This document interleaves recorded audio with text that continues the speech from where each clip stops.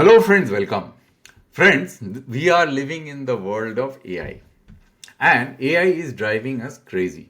It has changed our ability to learn new skills and everybody is aware of that. I don't think that anyone in this world is untouched with the impact of AI because for the first time in the history of this whole world and the human civilization, AI is now has become a democratized tool which is available with everybody. Some are using it free, some are paying for its service.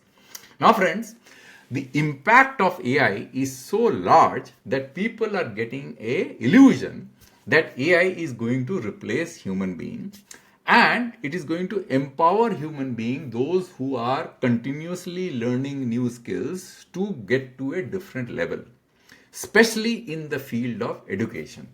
Because in the field of education, which is so radical for human growth, that we are continuously struggling to empower our population with new skills.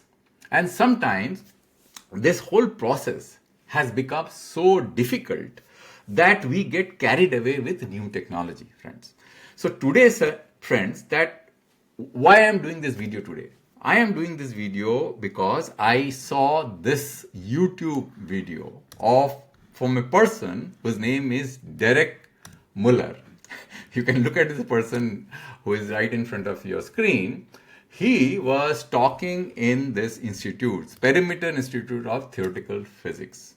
And this institute, I have also gone and listened to lectures, and they hold public lectures.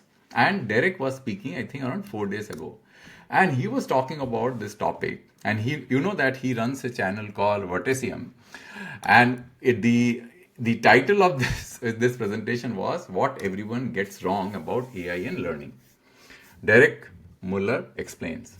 So, friends, I got really excited when I watched this presentation, and this is a roughly around 45 minutes presentation. It goes up to here, maybe around 45 to 50 minutes. Rest is Q&A. I would strongly encourage people to watch this presentation. Now, friends, I am not saying that I will be able to replicate or replace this presentation, which is so nicely done. It resonates so well that the concept that he is talking about, which is that what everybody is getting wrong about AI and learning, has been done in such a meticulous way that it creates an impact which is unparalleled. So friends, what I would like to do is that I will definitely encourage people to watch this full presentation, right? What I am doing in this video is to just synthesize some of the things which I have learned and trying to practice it to acting able to even make my oration skills better. Maybe that is the intent of this video, friends, right?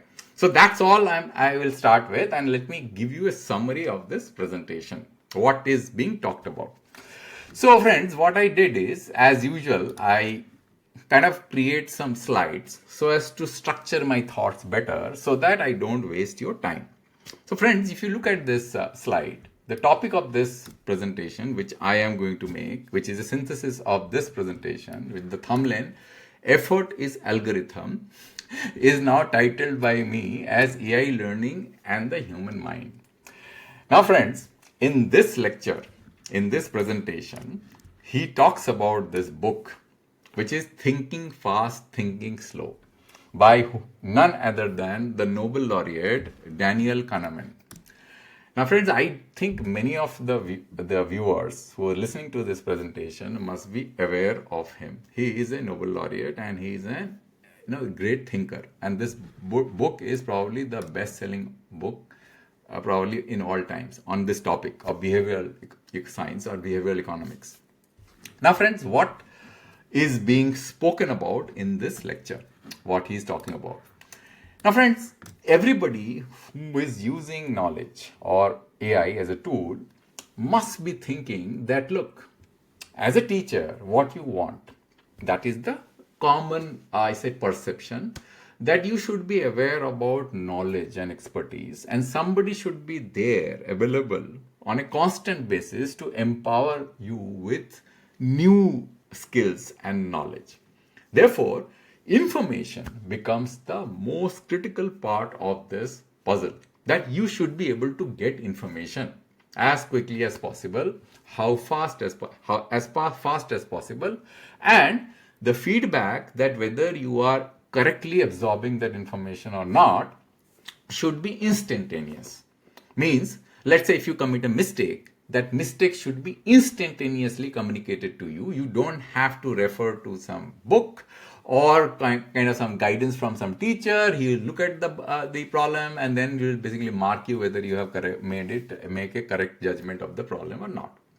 So that's the perception. Now, when you will watch this video, your whole perception is going to change. I'm not saying that he's talking about a new concept. The concept is pretty old.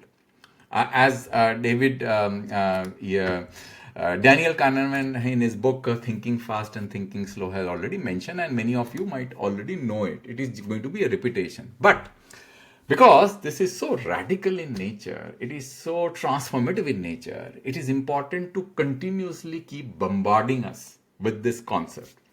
Now, friends, let's go to my presentation after having given you a long, you can say, starting overview before I get into the meat of my presentation. Now, friends, the human mind is a cognitive system. We are aware of it. And this system consists of two parts. So if you go to this book, Thinking Fast and Thinking Slow, you will see that there is a system 1 and there is a system 2. Right? System 1 is habitual in habits that we develop, right? It is instantaneous. It is fast. It is intuitive. It is automatic. You don't have to put efforts. System 2 is slow, deliberate, effortful thinking. Means you have to consume a lot of energy in order to trigger your system 2. Now, a human machine, the brain, is a very lazy organ. We are actually lazy. Right? Inherently, we are lazy. So, we generally don't like to trigger system 2 because it creates a lot of effort. It will result in sweating. It will result in a lot of discomfort within our body. But the learning, complex skill is a process of triggering system 2 to train system 1. That is the essence of this whole video or the presentation, which the person that I mentioned, Derek was mentioning in this video. This is the essence, that how do we motivate to trigger system 2 to train our system 1 so that we are spontaneous with the complex tasks that we are doing.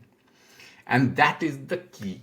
AI will never be able to trigger system 2 unless we are motivated enough to trigger system 2. Why? Because let's say if you have an AI tool and you are trying to learn a particular subject, you can ask a question and AI is going to respond to that question. But if you are not motivated to go through the painful process of learning, then you will stop, and the AI is not a human being, is going to motivate you that, look, you have to keep repeating, because your ability to get motivated depends upon environment in which you are learning. Maybe in a classroom, maybe with your colleagues, maybe because of certain motivation that you develop, that you have to be par with your colleagues. Some people are performing better than you.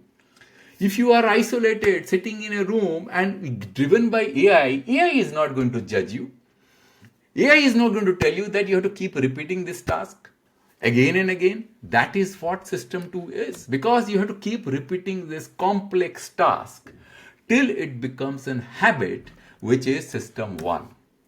That is the essence of this video, friends. And I think that there is no technology, whether it was in past and whether it is in the future, will be able to drive enough motivation within human beings to be able to trigger system 2, which is extremely effortful and consumes a lot of energy, to drive our system 1 to become more efficient, fast and intuitive thinking. It is actually training system 1. It is our habits. That's how complex tasks can be learned and you become proficient in your skills.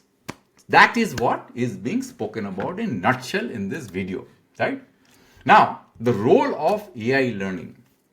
AI actually is not going to be discard it altogether. It is definitely going to empower an individual who is continuously motivated, or he has the motivation to improve his skills by providing quick feedback.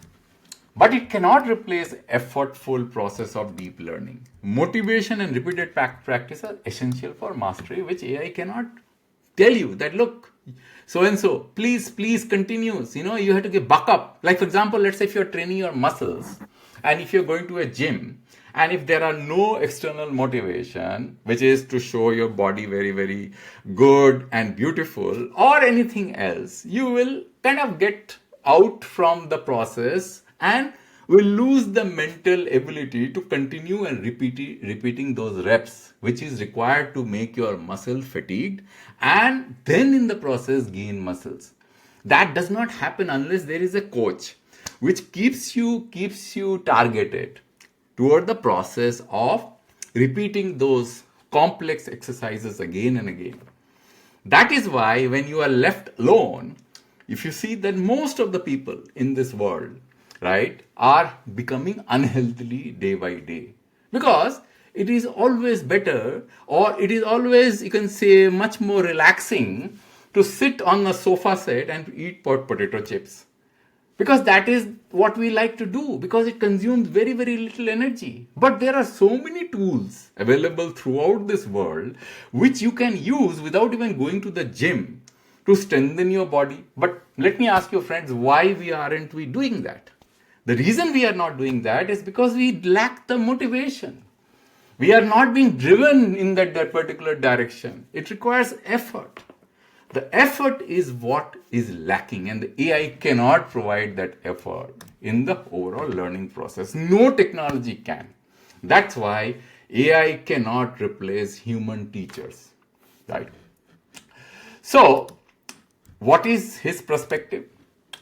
His perspective is, Derek Muller perspective is that AI has become so better in this world that it actually can hinder learning.